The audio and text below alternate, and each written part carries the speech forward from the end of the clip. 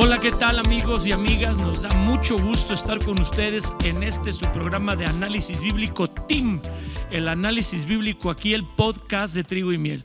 Muy contentos de estar hoy aquí con dos grandes personalidades de la República Mexicana, conferencistas y pastores reconocidos. Desde Oaxaca y el sureste, el pastor Elías Betanzos. Bienvenido, Elías.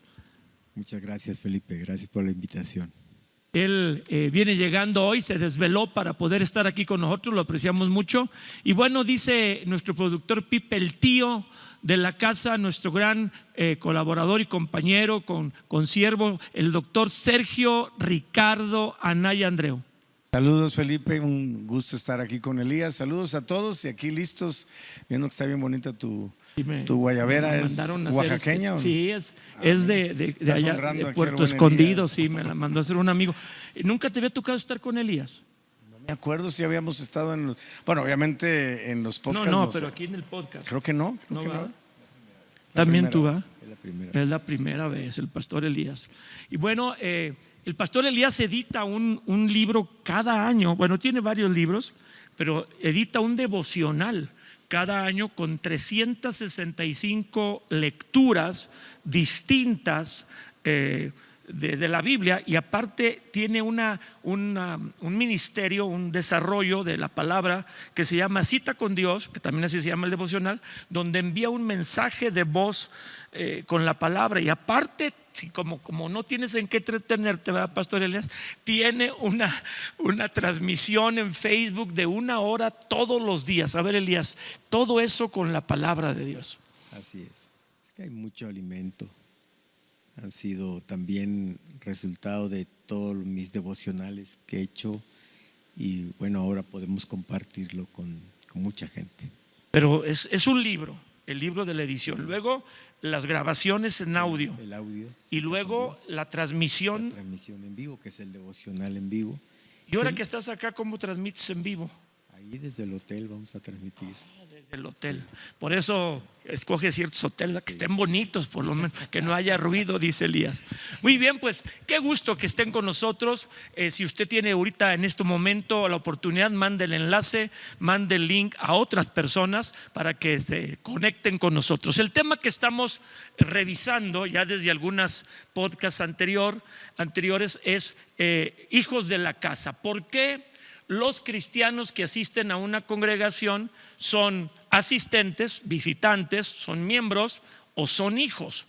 ¿Y qué diferencia habría entre un hijo, ahora que está de moda mucho de el retornar al discipulado? Algunos le llaman creyentes y discípulos, y sí se entiende en la Biblia esta división de creyentes y discípulos, pero vemos más bien nosotros de padres e hijos. ¿Es lo mismo discípulo que hijo? Bueno, es que para ser un discípulo hay que ser un hijo.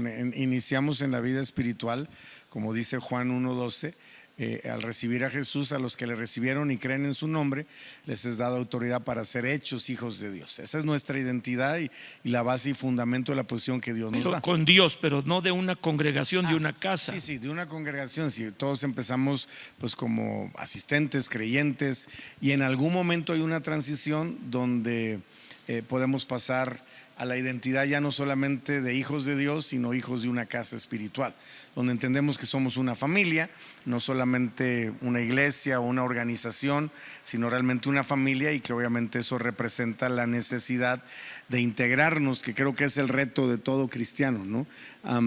Yo diferencio, es una persona que ya entiende que no solamente ha sido llamado para ser creyente, va a empezar un proceso de integrarse a su casa espiritual, y ahí muchas veces donde entra el discipulado como la transición que le permite a una persona identificarse como hijo de una casa espiritual. Yo he visto que el discipulado, como hace ya algunos años, creo que de 1980, un pastor argentino, si tú te acuerdas, Elías, Juan Carlos Ortiz, un americano, bueno, un señor blanco, porque había un Juan Carlos Ortiz moreno en Estados Unidos. Él habló mucho del discipulado y barrió todo en aquel tiempo, toda América Latina, con su enseñanza, que fue sacada de contexto, porque luego ya el que te discipulaba quería checar todo en tu vida, ¿no? Hasta tu vida privada, tu vida de negocios. Y sí entiendo que el discipulado es más organizacional que relacional, no sé cómo lo entiendas tú, porque yo diría que las personas son visitantes o empáticos, son gente que le gusta el cristianismo, simpatizantes, muchas gracias. Luego son asistentes o congregantes, luego son discípulos y luego hijos, porque el hijo está destinado a cuidar la casa, vamos a llamarlo así, y el negocio del padre. ¿Tú qué piensas, Pastor Elías? Yo creo que todos en Juan capítulo 1 del 35 en adelante vemos que hay como un comienzo, y casi todos comenzamos así, siendo discípulos de alguien. Juan dice que iba con dos de sus discípulos. Correcto. Juan el Bautista, Juan y Andrés, que eran discípulos de Juan el Bautista. Bien. Pero Juan el Bautista cumplió el cometido de llevarlos a Cristo. Sí. Entonces él les dice, aquí Él es el Cordero de Dios. Y dice ahí que cuando ellos vieron a Jesús, le siguieron.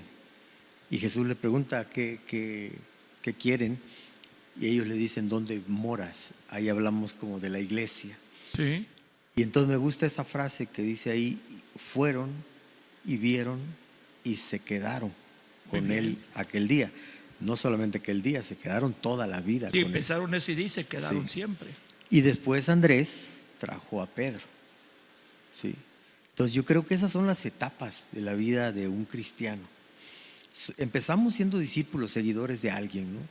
Alguien nos trajo a la iglesia, le llamamos simpatizantes, seguidores, consumidores, hay muchos términos, multitud.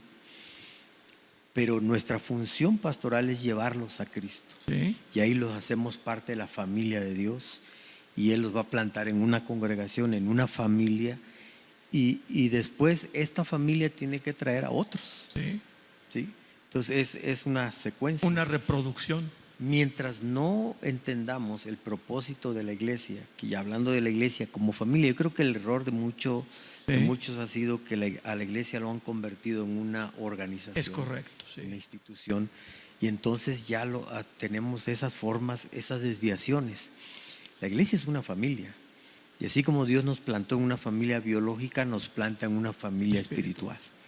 Y si entendemos ese principio, entonces ya vienen algunos otros principios de cómo desarrollarnos en la familia espiritual, porque también no es fácil ser parte de una familia. Y creo que acabas de dar en el punto de que aunque las familias tienen que estar organizadas, ¿verdad? Tenemos que estar organizados para que se hagan las cosas en orden y se maximicen los tiempos, etcétera, se ayude a las personas. Debemos ser una familia organizada, no una organización con chispazos de familia. Y creo que es el entendimiento que no tenemos, porque no se daba en Latinoamérica con un entendimiento religioso de solamente voy el domingo y yo aplico la religión como a mí me gusta y me sigo llamando de tal religión. No entendemos el concepto de familia. Aparte, el problema que tenemos en Latinoamérica, creo que en el mundo, Sergio, es que la familia, como alguna vez platicamos, todas son disfuncionales. Sí, es que obviamente muchas veces lo hemos manifestado, ¿no? Es algo que creo firmemente, no sé qué piensen ustedes, pero la iglesia es la segunda oportunidad de restaurar nuestros conceptos de familia. Sí. Porque la mayoría, como dices, venimos de ver la familia de una forma distorsionada, es decir, no conforme al propósito de Dios. Para muchos familia es abandono, para muchos familia es violencia, para otros son adicciones, para otros lamentablemente es infidelidad, situaciones de traición. Para otros pues obviamente representa un lugar que no debería ser así, porque la familia debe ser un lugar de protección, de seguridad, de refugio, pero para muchos es un lugar donde han querido salir huyendo por la toxicidad en todos los aspectos de lo que representa a veces la falta de amor, de comprensión, de aceptación. Entonces sí creo que independientemente de nuestra familia física, el ideal de Dios es volver la iglesia, esa familia espiritual, ahora sí ya con los principios de Dios, con todo lo que representa la presencia, el Espíritu Santo, la dirección de Dios. Entonces ahí es donde la expectativa debería ser: necesito integrarme, hablando como creyente, a la iglesia, porque es el lugar que Dios va a usar para que yo pueda desarrollar todo mi potencial como hijo de Dios y obviamente en cuanto a fruto como creyente, ¿no? Y ahí tenemos el problema de que vamos a restaurar el concepto de familia, que muchos lo tienen distorsionado o lo creen inalcanzable, porque al final Dios es nuestro Padre, y ahí es donde todo mundo, dicen algunos, la puerca tuerce el rabo, porque no podemos conectar con Dios como Padre por ese problema. Hoy vamos a revisar lo que tal vez usted, ya que ha estado en los programas siguiéndonos, conoce como la historia. Es una historia clásica contada por Jesús sobre cómo funcionamos como familia, y en especial en el amor y la misericordia que extendemos unos a otros. El primer mandamiento Jesús lo estableció como amar a Dios con toda el alma, el corazón, las fuerzas y la mente. Y el segundo, que en esto se cumple la ley y los profetas, a nuestro prójimo. Y dice la Escritura que en esto conocerán todos, dice el Evangelio de Juan citando a Jesús, en esto conocerán todos que seguimos a Jesús, que pasamos de creyentes a discípulos, a gente que quiere imitar a Jesús como maestro, y a hijos de una casa. Aunque hay hijos, hay malos hijos, ¿verdad? Pero si tienen amor unos con otros. Y esta es la parábola del buen samaritano. Si no la lees, por favor, Sergio, la parábola famosa del buen samaritano, y examinarlo con esta perspectiva que tenemos de familia, de que el asistir a una congregación no es simplemente una iglesia, un acto religioso, es volver a restaurar el concepto que tenemos de familia distorsionado y conectar, como decía el pastor Elías, ser parte de una familia, aquí como en una familia natural. Dios nos puso en una familia espiritual donde contribuimos todos al bienestar y al crecimiento de esta familia, ¿verdad? No nomás nacemos en una familia y pues manténme papá, págame la escuela, manténme la ropa, dame un techo, dame un alimento, sino que contribuimos y podemos repartir el trabajo. Cuando ganamos dinero, contribuimos con una parte para ayudar a la familia y cuidamos a los más pequeños, y si sigue habiendo hijos o hermanitos, pues los cuidamos. Lucas 10, Sergio, del 25 en adelante, la parábola del buen samaritano. Bien, dice: y aquí un intérprete de la ley se levantó y dijo para probarle: maestro, ¿haciendo qué cosa heredaré la vida eterna? Él dijo: ¿qué está escrito en la ley? ¿Cómo lees? Aquel respondió, dijo: amarás al Señor tu Dios con todo tu corazón y con toda tu alma y con todas tus fuerzas y con toda tu mente, y a tu prójimo como a ti mismo. Y le dijo: bien has respondido, haz esto y vivirás. Pero él, queriendo justificarse a sí mismo, dijo a Jesús: ¿y quién es mi prójimo? Respondiendo Jesús le dijo: un hombre descendía de Jerusalén a Jericó y cayó en manos de ladrones, los cuales le despojaron, e hiriéndole se fueron, dejándole medio muerto. Aconteció que descendió un sacerdote por aquel camino y viéndole pasó de largo. Asimismo, un levita, llegando cerca de aquel lugar y viéndole, pasó de largo. Pero un samaritano que iba de camino vino cerca de él y viéndole fue movido a misericordia, y acercándose vendó sus heridas, echándoles aceite y vino, y poniéndole en su cabalgadura lo llevó al mesón y cuidó de él. Otro día, al partir, sacó 2 denarios y los dio al mesonero y le dijo: cuídamele, y todo lo que gastes de más yo te lo pagaré cuando regrese. Verso 36: ¿quién pues de estos 3 te parece que fue el prójimo del que cayó en manos de los ladrones? Él dijo: el que usó de misericordia con él. Y entonces Jesús le dijo: ve y haz tú lo mismo. Elías, toda esta historia tan célebre, tan conocida, inclusive alguna vez vi en algún país de Centroamérica, Posada el buen samaritano, literalmente sacado de ahí como un hostal. Jesús está respondiendo a la pregunta: ¿quién es mi prójimo? Pero creo que obviamente prójimo, próximo, cercano, mi semejante, dicen algunas traducciones, pero yo creo que los cristianos en las congregaciones seguimos sin entender quién es el prójimo y para qué lo tenemos cerca, porque están preguntando que cómo es que se debe hacer, cómo se debe vivir la vida cristiana, ¿va? Él dijo, haciendo qué cosa heredaré la vida eterna. Y entonces le dice el Señor, le pregunta al muchacho, a la persona que le pregunta, y le cita los mandamientos: amarás al Señor y a tu prójimo. Y de ahí se surge la pregunta: ¿quién es el prójimo, Elías? Yo creo que incluso esta parábola es como una descripción de los personajes que existen en la iglesia. Wow. Si tú ves, están ladrones. Sí. Yo les llamo los arrebatadores. Hay ladrones en la historia. Hay ladrones en la historia. Hay ladrones en la familia a veces también. Aquellos que dicen, viven bajo un lema, ¿no? Me gusta lo que tienes y cuando pueda te lo voy a quitar. Uy, Le roban a Dios y le roban a todo el mundo. Dios. Roban liderazgo. ¿Cuántas divisiones no hay por robo de liderazgo? Sí. Roban matrimonios. Y están los ladrones. Pero también están los religiosos, que son acaparadores. Ellos viven bajo un lema de cada quien para su cada cual, ¿verdad? La ley del rastrillo, todo para mí. Y hay mucha gente en la iglesia que vive así. Sí. No está pensando en las necesidades de los demás, no tienen compasión. Ellos son salvos, dicen, ya soy salvo y a mí lo demás no me importa. Están representados por los religiosos ahí, pero también está el buen samaritano, que yo creo que es lo que debería ser la representación de cada cristiano. Muy bien. Los dadores, aquellos que se bajan de su comodidad para mancharse con la sangre del herido.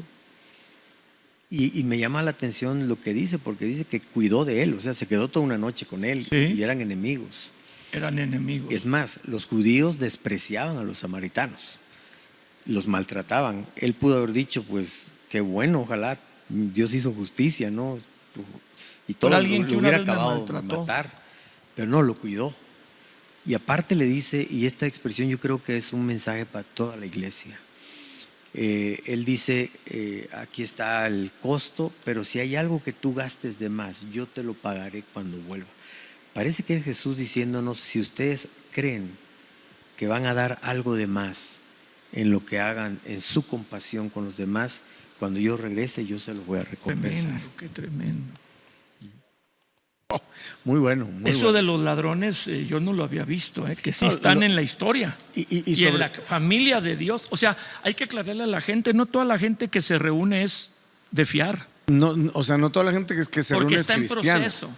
¿no? La realidad es que tenemos que entender, yo uso una frase mucho, ¿no? Si yo estoy en un garage no me hago coche, ¿no? Entonces, por ir a la iglesia nada más no soy cristiano, tiene que haber una conversión, tiene que haber un cambio y en ese proceso, pues digo, estamos todos y es importante saber que, como decía Elías, en la iglesia hay de todo, como dicen, hay de todo en la viña del Señor, ¿no? Entonces, hay gente que todavía, ya sea en su proceso o en su actitud, no está reflejando ni un carácter, ni una actitud, ni un fruto cristiano, ¿no?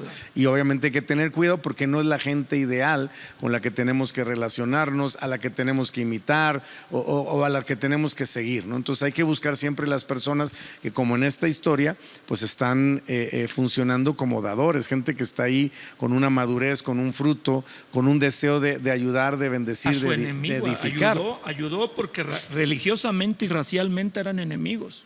Es que hay muchas barreras que a veces para poder amar necesitamos romper, ¿no? Entonces, si vas a ser parte de una iglesia, de una familia espiritual, vas a tener que romper muchas barreras, muchos prejuicios, muchas obviamente cuestiones que a veces, y nos sucede, ¿no? Juzgamos por la apariencia, ¿no?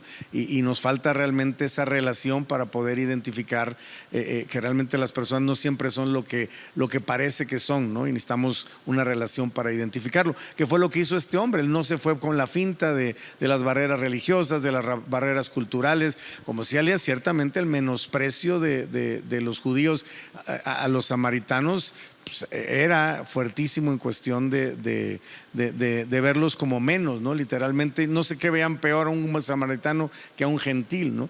Y este hombre rompe todos esos prejuicios para acercarse a ayudar a alguien que creo que fue la razón por la que ni el sacerdote ni el levita se detuvieron, porque ellos sí tuvieron el pensamiento de, pues, él obviamente no merece que yo Por algo le pasó. exactamente, había algo un juicio, está pagando. ¿no? En fin, entonces creo que todo eso, como vimos ahorita, nos explicaban, nos habla de características o actitudes que todos podemos tener. Es decir, en algún momento podemos ser de los ladrones de la historia, podemos ser de los religiosos de la historia, podemos ser de los levitas de la historia, o podemos ser el buen samaritano, ¿no? Creo que todos tenemos la oportunidad diariamente de definir en qué esfera o en qué posición o en qué función nos vamos a relacionar nosotros, y creo que ese es el reto que nos pone Jesús, ¿no? ¿Qué posición vamos a tomar ante lo que representa la ayuda que ciertamente los demás tienen en la iglesia y fuera de la iglesia? Es que tenemos la idea, por eso yo le decía a Elías comenzando la lectura, cuando terminaste la lectura, ¿quién es el prójimo? Nosotros ya tenemos la idea, si leemos la Biblia. O sea, yo tengo 42 años leyendo la Biblia, bueno, un poco más porque la leía antes ocasionalmente, pero vamos a ser continuamente 42 ya para 43 años.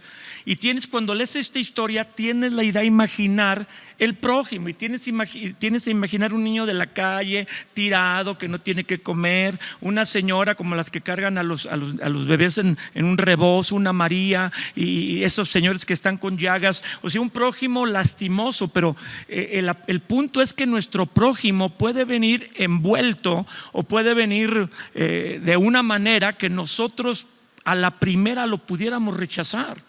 Y puede ser que el prójimo esté en nuestra propia casa, sea nuestro esposo, sea nuestra esposa, sea nuestro hijo, sea alguien en el trabajo, y tendemos a imaginar a quién ayudar. Y aquí es la situación que se presenta. Él no venía con disposición a ayudar, él venía en el camino como muchos otros viajeros, como el levita, el sacerdote y este hombre que cayó en mano de ladrones. ¿Por qué nos cuesta tanto trabajo ayudar al prójimo? Porque vivimos vidas egoístas. El egoísmo ha imperado, y precisamente lo que Cristo viene a hacer en nosotros es un cambio de corazón, a dejar de vivir una vida egoísta a vivir una vida de generosidad.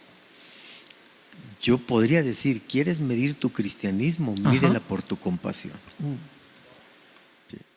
Que es el amor que se expresa hacia alguien en necesidad, ¿verdad? Compasión. ¿Es lo mismo amor que compasión? No, yo creo que la compasión conlleva amor. Misericordia. La misericordia no es lástima, porque también podemos actuar como me da lástima, ¿no? No, es una acción que viene de lo profundo del corazón, de lo que Dios ha hecho en nuestra vida, que ahora no me permite vivir una vida para mí, sino es una vida para los demás. Cambio el yo por el nosotros, ¿no? Tú dirigiste por muchos años una clínica de ojos con compasión. Venían médicos ya retirados o en funciones que pedían permiso en Estados Unidos, buenos médicos, a dar un servicio, y tú bajabas las cuotas realmente de lo que la gente necesitaba hacerse en los ojos carísimas a un apoyo. A veces yo creo que no les cobraste a algunos, ¿verdad? Eran cirugías gratuitas. Y también, pero esto fue motivado por el corazón de un hombre que tuvo compasión, que fue movido a misericordia. Él era un cantante que estaba alcanzando cierta fama en los Estados Unidos, y un día vio a los niños en Etiopía que estaban muriéndose de hambre, dejó su carrera, vendió sus cosas, reunió a sus amigos, juntó dinero y se fueron a ayudar a niños allá en Etiopía.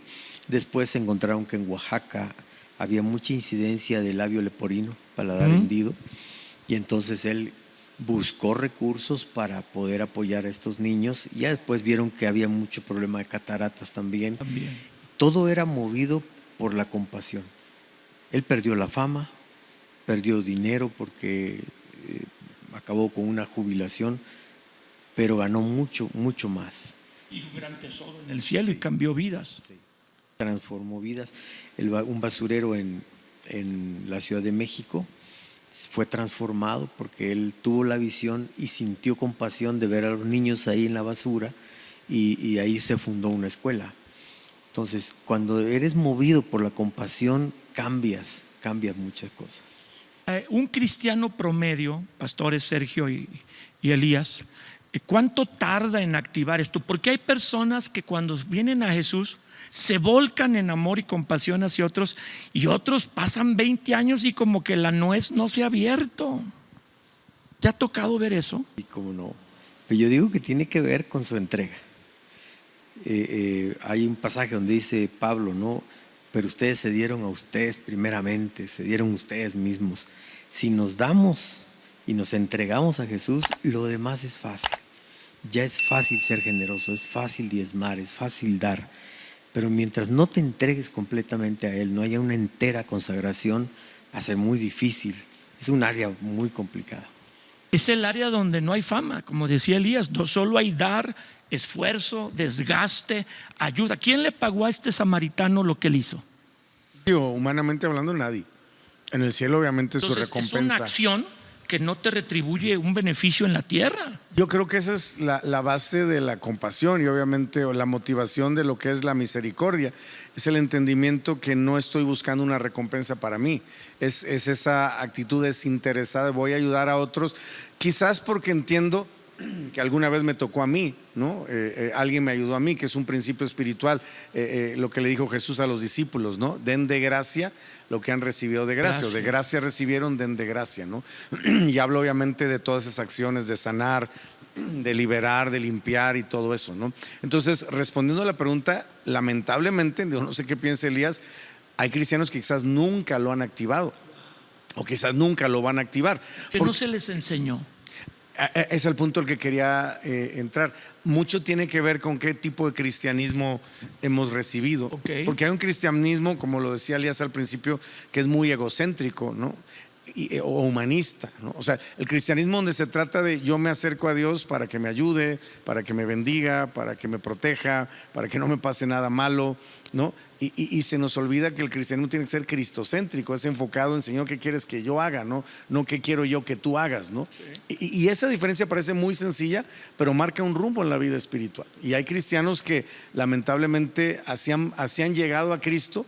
Y inclusive si se les llegara a cambiar eso, le pasó a Jesús. ¿Se acuerdan ahí cuando literalmente la gente lo buscaba? Y Jesús les dijo, ustedes me buscan porque les di el pipirín, ¿no? Y cuando ya los pone literalmente a entender lo que era el pan de vida y la necesidad de morir a sí mismos y de un sacrificio y entrega, la Biblia dice que muchos se fueron. Es más, Él se voltea con los discípulos y ustedes también se quieren ir, ¿no? O sea, hubo una confrontación.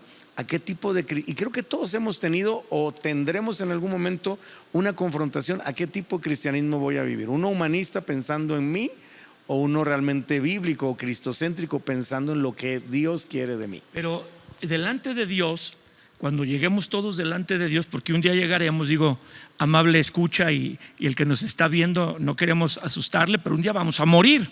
Y ahí se van a saber las cosas tal cual eran. No nos va a servir mucho un cristianismo centrado en mí. Pues mira, gracias porque me diste, me bendijiste, me ayudaste, me casé con una buena muchacha, tuve buenos hijos, un buen trabajo, 2 buenos coches. ¿Qué historia dejamos en la tierra después que partimos? Pero cuando damos obras de amor, las que Dios preparó de antemano para que andemos en ellas, podemos, como decía Elías, una persona que transformó un basurero en una escuela, que le dio de comer a los niños en Etiopía, que curó y sanó a los del labio leporino, digo, con la medicina y doctores y de cataratas. Podemos dejar una marca con nuestro paso por la tierra y podemos ser de bendición a otros. Entonces tú dices que hay personas que nunca desarrollarán esa sensibilidad de compasión o misericordia. Cuando yo pienso que el cristianismo solo me va a servir para esta tierra, va a ser muy difícil. ¿Ese cristianismo está bien? ¿Es bíblico? ¿O es una distorsión del cristianismo bíblico? Pablo dice, ¿no? Si predican a Cristo, nuestra esperanza solamente está en esta tierra, pues somos miserables. Yo creo que muchos no hemos entendido el concepto de las recompensas del cielo. Jesús dijo, si un vaso con agua se lo das a uno de mis más pequeños, tendrás recompensa. Y cuando no entendemos eso, pues vivimos para el presente. La queremos gastar toda aquí, ¿verdad? Exacto. No, como que decimos, no me interesa con que llegue al cielo ya. No, llegando allá va a haber recompensas, Sí, Elías. habrá coronas. Sí.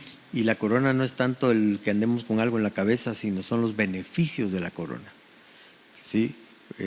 Un rey en España o en Inglaterra no andan con coronas, Todo el día, pero ¿verdad? disfrutan de los beneficios de la corona, ¿no? Que es vivir en un palacio y muchas Exención cosas. de impuestos. Exacto.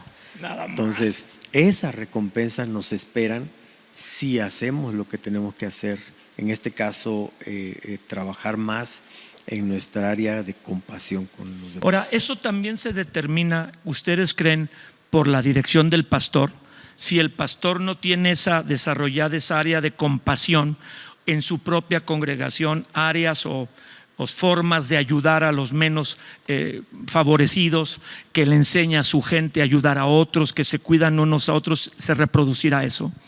Sí, yo pienso que la iglesia es como el pastor y nosotros somos un ejemplo, debemos ser un ejemplo en todas las áreas, pero específicamente hablando de esto en compasión debemos ser un ejemplo. Ahora, hay que ver también que no es nada más de dar dinero, no, la compasión se muestra en muchas maneras. Cuando alguien cae, cómo lo restauras, palabras de ánimo, palabras de esperanza. Hay muchas maneras de expresar la compasión sin gastar dinero, porque a veces los recursos no hay. Muchos dicen, entonces que no puedo. tengo muchos recursos, Ajá. no puedo. No, pero tenemos tiempo, tenemos palabras, tenemos energía, tenemos un abrazo, tenemos muchas cosas. Me gustó, Elías lo tocó, pero no quiso meterse así cuando estaba platicando lo que él aprendía de la parábola aquí del buen samaritano, pero lo que él mencionó, que dice aquí, que lo está tocando otra vez, verso 35, y tengo que ajustar mis lentes, y 35, otro día al partir sacó 2 denarios, los dio al mesonero y dijo, cuídamele, y todo lo que gastes de más, yo te lo pagaré cuando regrese. Y esa expresión, yo te lo pagaré cuando regrese, pues casi se está refiriendo a Jesucristo. Haz el bien aunque sea tu enemigo, ayúdale aunque sea una persona que tú quisieras no haberte encontrado con él, porque entonces tu conciencia, tu fe de verdad en Dios se va a manifestar si lo amas nada más para tu beneficio o con un sacrificio de ayudar a otros, pero porque Él nos lo pagará cuando regrese. Y eso me hace pensar rápido así en la parábola de los talentos de las vírgenes y de los corderos y de los cabritos. En Mateo 25, donde está esta famosísima parábola, esta triada de parábolas, las 10 vírgenes, los talentos y el juicio de las naciones. Bueno, yo le llamo las vírgenes, los talentos y las corderos y las ovejas. Cuando habla del juicio de las naciones, no sé si nos demos cuenta que dice en el verso 33, específicamente de esta porción que el pastor Elías tocó, te lo pagaré cuando yo regrese. Dice, cuando el Hijo del Hombre regrese en su gloria, Mateo 25:31, y todos sus santos ángeles con él, se sentará en su trono de gloria y serán reunidas delante de él todas las naciones. Apartará los unos de los otros, como aparta el pastor las ovejas de las cabras o los chivos, decimos en México. Pondrá las ovejas a la derecha y los cabritos a la izquierda, y el rey dirá a las ovejas que pone a la derecha, vengan benditos de mi Padre, hereden el reino preparado para ustedes desde la fundación del mundo. Y se refiere a obras de misericordia. Tuve hambre, me diste de comer. Tuve sed, me diste de beber. Fui forastero, me recogiste. Estuve desnudo, me cubriste. Enfermo, me visitaste. En la cárcel viniste a mí. Entonces los justos responderán, Señor, ¿cuándo te vimos hambriento y te sustentamos, o sediento, te dimos de beber? Te vimos forastero y te recogimos, desnudo y te cubrimos. ¿Cuándo te vimos enfermo o en la cárcel? Venimos a ti. Y entonces dice en las palabras de Jesús, ¿verdad? Impresionantes, hasta con fondo musical. Y respondiendo el rey les dirá, de cierto les digo que cuando lo hiciste a uno de estos mis hermanos más pequeños, a mí me lo hiciste. Ahora, ahí quedaría la parábola muy bonita, pero dice, entonces a los de la izquierda les dirá, apartaos de mí, malditos. Ay, Jesucristo, ayúdanos. al fuego eterno preparado para el diablo a sus ángeles. Vamos al 44. Entonces ellos también responderán diciendo: ¿cuándo te vimos hambriento, sediento, forastero, desnudo, enfermo en la cárcel y no te servimos? Entonces le responderá diciendo: cuando no lo hiciste a uno de estos más pequeños, tampoco a mí me lo hiciste. E irán estos al castigo eterno y los justos a la vida eterna. O sea, Jesús no solo nos ve cuando adoramos, ni cuando damos nuestras ofrendas o aportaciones en la congregación, nos ve cuando nos da la oportunidad de ayudar a otro con misericordia y compasión, y nos lo saltamos. Sí, obviamente. Está ay, Dios mío, pues yo fui cristiano, buen cristiano. Es que regresamos al punto, tendríamos que definir qué es ser un buen cristiano, porque creo que tenemos a veces un parámetro un poquito más hacia adentro o solamente hacia lo que son actividades de la iglesia, ¿no? La mayoría pensamos que ser un buen cristiano es el que asiste a una iglesia y que no falta o que sirve, y ciertamente es parte de, pero Jesús nos está hablando de un mundo. Es decir, está hablando ya de una visión de reino donde no solamente se trata de hacia adentro sino hacia afuera. Cómo vamos a usar la compasión, la misericordia, el amor, las buenas obras, como dice otro pasaje, ¿verdad? Y vean vuestras buenas obras y glorifiquen a Dios, ¿no? Entonces creo que es la parte de equilibrio, el otro pie, o de alguna manera el otro lado de la moneda, que es donde necesitamos, desde los pastores hasta todo lo que son los miembros de la iglesia, comenzar a considerar más, porque eso es lo que nos va a dar más influencia en donde Dios nos ha puesto, ¿no? que solamente dentro de la iglesia.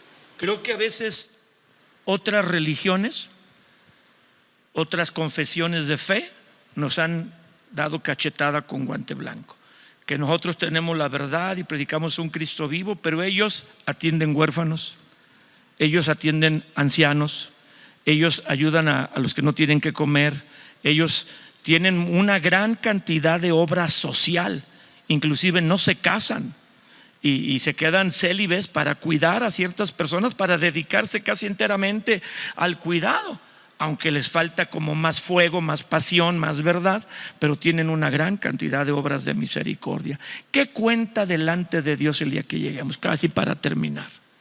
Yo pienso que las dos cosas, ¿no? La fe y la acción. O sea, la fe necesita obras y las obras necesitan fe. Entonces no pueden ir una nada más. Mucha obra no me lleva al cielo sin fe. Pero una fe sin acción, sin obras, está muerta. Un comentario final sobre quién es mi prójimo y que todos somos el samaritano. ¿Tú lo entiendes así, que todos seríamos el samaritano en un momento? Todos podemos ser el samaritano en un momento y todos podemos ser el prójimo en otro momento. A final de cuentas, siempre nos va a tocar en la vida, en momentos específicos, es decir, necesidad de ayuda y necesidad de ayudar, ¿no? Y obviamente creo que si entendemos que cada uno de estos aspectos nos va a ayudar a entrar en lo que es una dimensión más profunda del corazón de Dios, pues va a ser obviamente un resultado extraordinario. Es bueno, yo como que te quise tirar la cosa, pero ¿tú quieres añadir algo último? No, creo que esa es la base, ¿no? O sea, entender que este es un llamado de Dios para todos, no es algo específico, decir si soy de tal o tal función, líder, pastor. Tengo es un llamado exactamente, no hay una restricción que el cielo diga hasta que no esto o aquello, ¿no? Todos podemos desde el inicio desarrollar ese corazón y creo que sería lo ideal para avanzar realmente en una forma integral en el reino de Dios. ¿Un comentario final, Elías? Pues es una invitación a llegar a la estatura de la plenitud de Cristo. Yo creo que la Biblia dice: sin santidad nadie verá al Señor, y la santidad se mide por nuestra generosidad, por nuestra compasión. Pues cuando somos generosos somos más como Cristo, somos más parecidos a Él. Si Él vino a servir, y se dice en algunos pasajes que se pasaba desde la mañana hasta la noche sirviendo, sanando, liberando, dando palabras. Entonces ese es nuestro ejemplo. Como decía el pastor Elías y el pastor Sergio, nos decían acertadamente: se necesitan las dos cosas y no es bueno escoger, porque también estaremos en algún momento en un lado, siendo ese que cayó en necesidad y la necesita ayuda, o aquel que viendo una necesidad se tiene que abrir el corazón que decimos que ama a Dios para amar al prójimo como Él nos ha amado. Pues si este podcast le ayuda, le bendice, dígale a sus amigos que se conecten con nosotros. Sale cada semana puntualmente en este horario, en esta hora, generalmente los miércoles en las noches, pero lo puede usted ver después y pueden juntarse en grupo para revisarlo, para estudiarlo y para de aquí sacar muchas más enseñanzas que le ayuden en su congregación o en su grupo que está atendiendo. Dios les bendiga. Gracias al pastor Elías y al pastor Sergio, que estarán aquí en algunos podcasts. Vamos a estar creciendo en este tema. Hasta la próxima. Gracias, Elías. Muchas gracias. Gracias, Sergio. Hasta luego.